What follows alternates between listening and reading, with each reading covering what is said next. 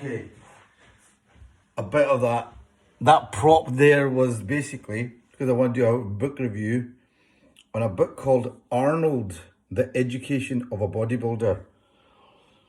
So this is a book written by Arnold Schwarzenegger, and this was first printed in, let's see, this was first printed, oh my goodness, right, okay, 1980. So this was first printed in 1980, and I got a copy of this in 1981. And I've had this around for about the last 40 years. So the reason I wanted to review this was, this is probably the first, this was given to me by a friend called Gordon Ledingham back in, I think it was 1980, I think he gave me 1981. And it's probably the first sort of fitness book that I got. And as you can see, I just got a set of barbells for my son. So it seemed kind of apt to review this because I had to look over this again. And what this is it's probably Arnold Schwarzenegger's first sort of biography. And it was written before he became a big movie star. So it was when he was actually a big bodybuilding star. So anybody who was around in 1980 knew about him as a bodybuilder, but nobody had heard of him as a big star. That happened after he made the movie Conan. And of course it happened after he, well before he went into politics. So I'll just tell you a quick bit about it. The book is in sort of two halves. So the first half is a kind of autobiography. But again, you know, and it really goes up to when he won his last kind of not even his last major bodybuilding competition, but at least when he sort of retired for the first time.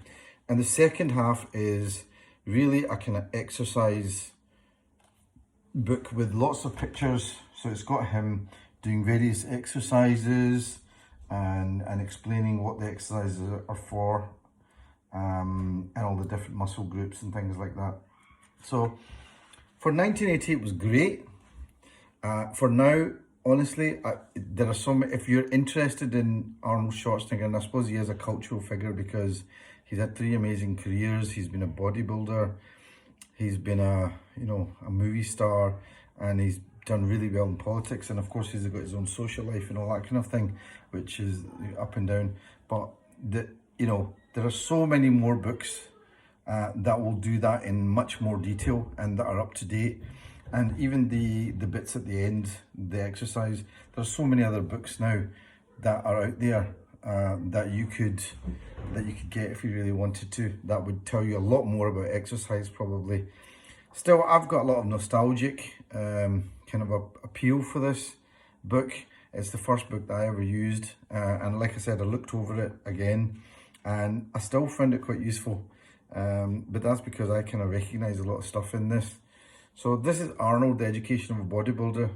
This particular copy is not for, I actually had to reorder this from Amazon, and I'm going to give this to my son now. He's written other books, Arnold's written other books about fitness and things. So if you're really interested in how he did it, then that's fine. Most people don't want to get a body of that kind of type and aren't interested in bodybuilding like that, but you can always learn from them. And actually, I suppose Arnold's example is that fitness is now part of every life. In 1980, there weren't gyms around like there are now. You didn't go into a hotel and there was a gym.